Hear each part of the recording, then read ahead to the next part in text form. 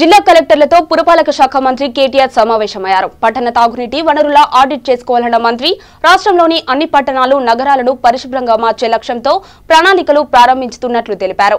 మొన్నటిదాకా జరిగిన 30 రోజుల గ్రామ పంచాయతీ ప్రణాళిక ద్వారా మంచి ఫలితాలు వచ్చాయని, ఈ కార్యక్రమం స్ఫూర్తితో పట్టణాల్లో ఇదే మాదిరి కార్యక్రమాన్ని త్వరలో చేపట్టనున్నట్లు తెలిపారు. సచివాలయం నుంచి జిల్లా కలెక్టర్లతో మంత్రి వీడియో కాన్ఫరెన్స్ నిర్వహించారు.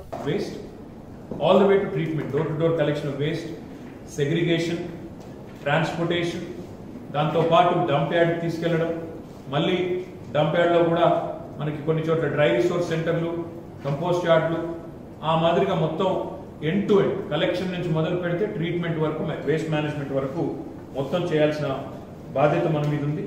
అందులో ముఖ్యంగా సాలిడ్ వేస్ట్, లిక్విడ్ వేస్ట్ ప్రస్తుతం ఏ రకంగా చేస్తున్నాము, భవిష్యత్తులో ఏం చేయాలనుకుంటున్నాము, కాంప్రిహెన్సివ్ శానిటేషన్ ప్లాన్ తయారు చేయాల్సిన అవసరం ఉంది.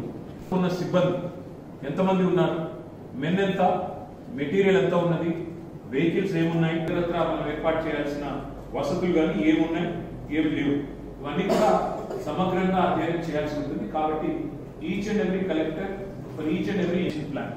This will also include a very specific strategy on bulk garbage generators. అంటే కమర్షియల్ స్ట్రీట్స్ ఉంటాయి, కమర్షియల్ స్ట్రీట్స్ లో మార్కెట్ ఏరియాస్ ఉంటాయి, కమర్షియల్ స్ట్రీట్స్ ఇవన్నీ ఉంటాయి.